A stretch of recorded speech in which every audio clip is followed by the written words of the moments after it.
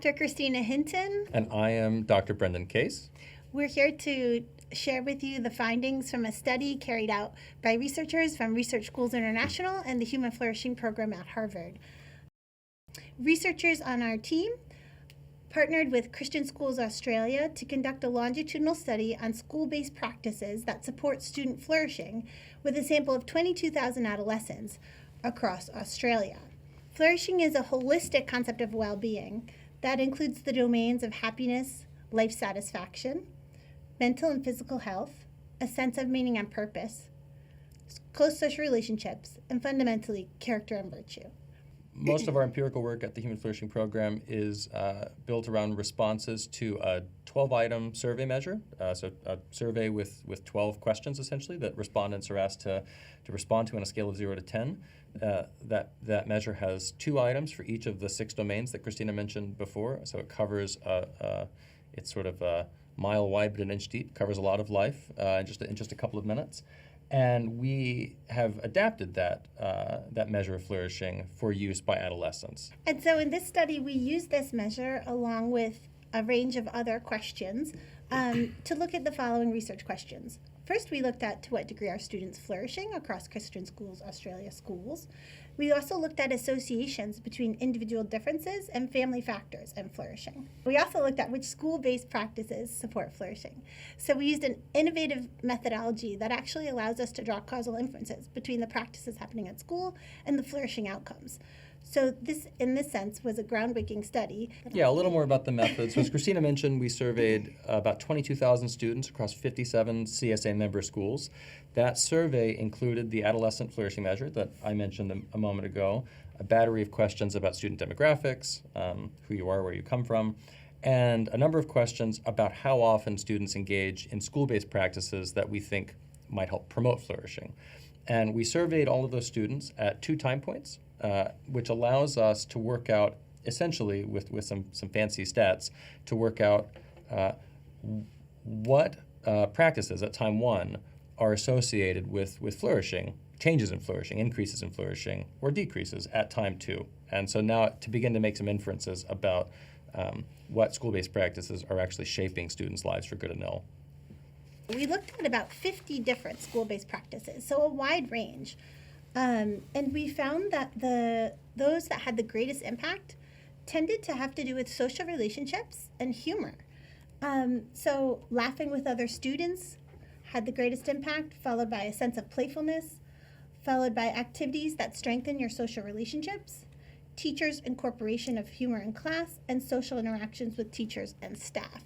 So to be honest, I wasn't surprised about the social relationships related items having a big impact on flourishing. We know from a wealth of existing research that the quality of our social relationships is the #1 predictor of our happiness. We also know it's the strongest predictor of a whole range of mental and physical health outcomes, and of course supports all those dimensions of flourishing that we spoke about. So we know social relationships are fundamental to flourishing. I was a bit more surprised about the laughter and humor items coming out so strongly. Of course, we thought it would promote flourishing, but we didn't really realize the degree to which it would promote flourishing. So one of the factors that we looked at was how much students report feeling loved by their parents. We found that parental love is highly predictive of the student's flourishing, more than any of the factors that we looked at. And so, for example, students who reported feeling loved very little by their parents versus students who reported feeling loved very much by their parents had a 3-point difference on average in their flourishing score, which is a massive difference on a scale of 1 to 10. Contrast that, for example, with students who were in the low socioeconomic group versus students who were in the high socioeconomic group, which predicted only a 0.3 change in the flourishing score. So I find this to be a really hopeful finding in the sense that whatever circumstances you find your family in, the strongest predictor of your child's flourishing will be if they feel loved.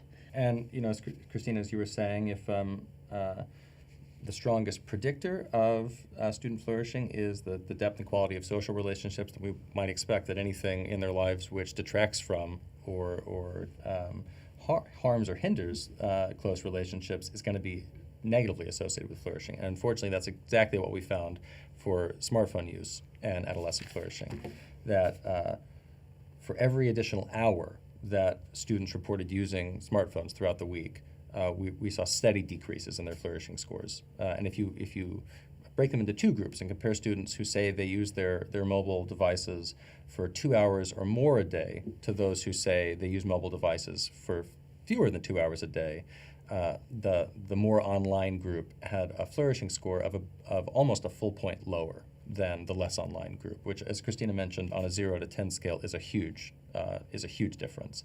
But we do think at this point that the evidence, both from our study and from a wealth of other studies of the relationship between phone use and adolescent well-being, leaders in this field, Jonathan Haidt, Jean Twenge, and their collaborators, makes a very strong case to our mind at this point that schools should seriously consider, if they haven't already implemented, bell-to-bell bans on the use of smartphones on their premises. Students and parents more broadly should take very seriously the potential risks of especially high rates of use of these devices. They're not cost-free, and we see that very clearly in our data. There's a lot schools can do to support social relationships as well.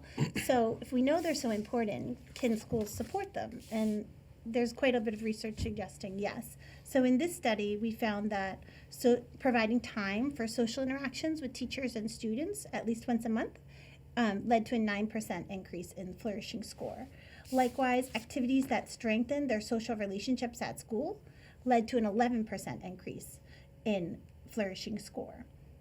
And lessons as well on building healthy relationships were effective at promoting students' flourishing. So these social emotional skills are skills that can be taught.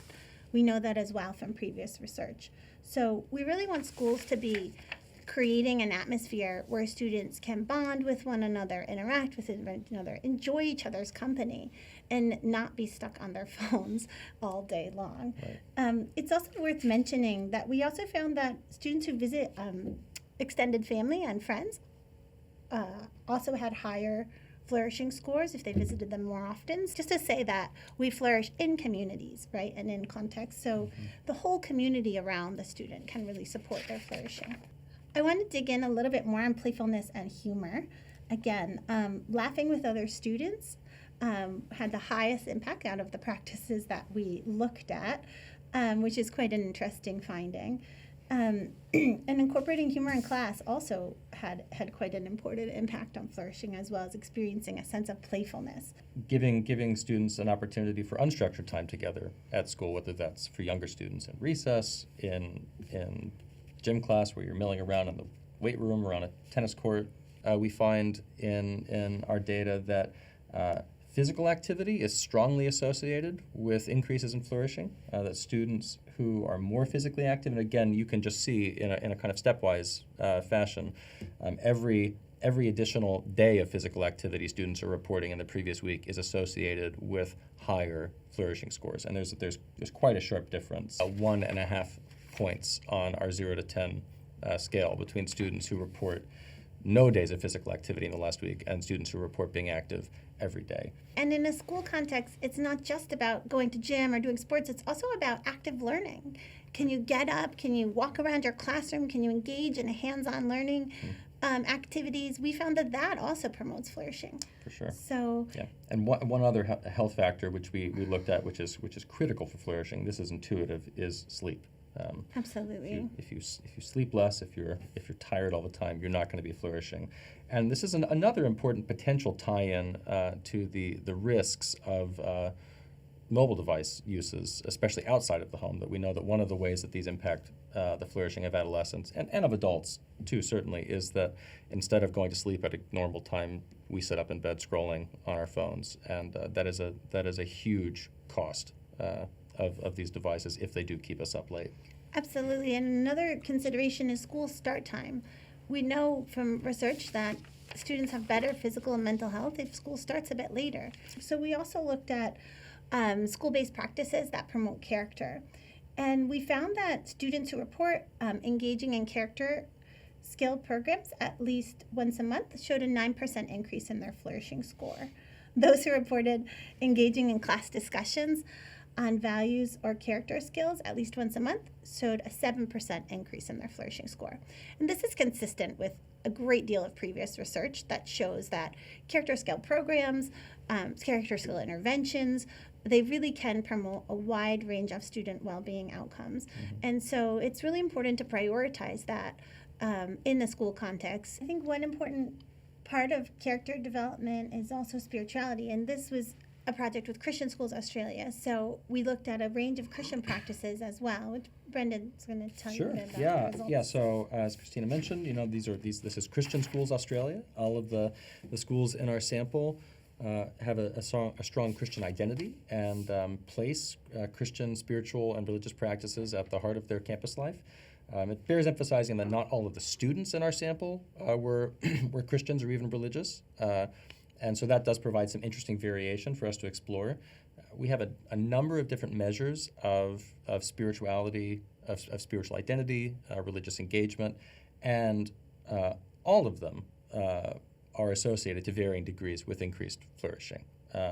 So if you compare students who say that their spirituality is extremely important to them to those who say it's not important at all, the students who are more spiritual have flourishing scores just about a point higher than those who say it's not at all important. We have another item in the survey about belief in God. And you might expect in a network of schools which are avowedly Christian schools that there would not be much variation on this item. And indeed, we do find that the differences between students who say they believe in God but that God's not really involved in the world and students who say they don't believe in God are pretty small. But there's a very strong difference, quite striking difference between all of those groups and students who say that God exists and that He is involved in the lives of people today. So that's quite an interesting finding, that not just believing in a God who created the world, but in a God who is actively and intimately involved in the working of the world and indeed in your own life is strongly associated with subsequent flourishing. We asked students a range of questions about the kinds of religious practices they engaged in as well, including church attendance, religious practices with their family, Bible reading, prayer, and again, all of these are associated with varying degrees of strength with increased flourishing over time. The more often you participate in practices in and with your religious communities, the more likely you are to see your flourishing scores increase over time. We found particularly strong effects on flourishing from regular Bible reading. This is quite interesting. If you compare students who say they never read their Bibles to students who say they read them once or more a day, there's a difference of about 0.7%, which again on a 0 to 10 scale is quite large.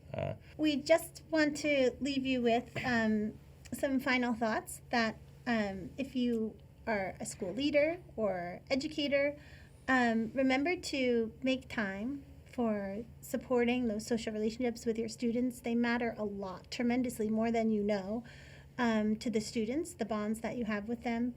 Make time for them to connect with each other, help them learn the character skills they need to build those meaningful, deep social relationships, and enjoy as well together. Laugh, have fun, Absolutely, Christina. Couldn't agree more. And we just want to say, again, on behalf of Research Schools International, the Human Flourishing Program at Harvard University, and Christian Schools Australia, we are grateful for the time that you've spent with us learning about this research. We're grateful for your interest in supporting the flourishing of students in Australia and around the world. And we hope that you'll stay in touch because there's more exciting work to be done. Absolutely.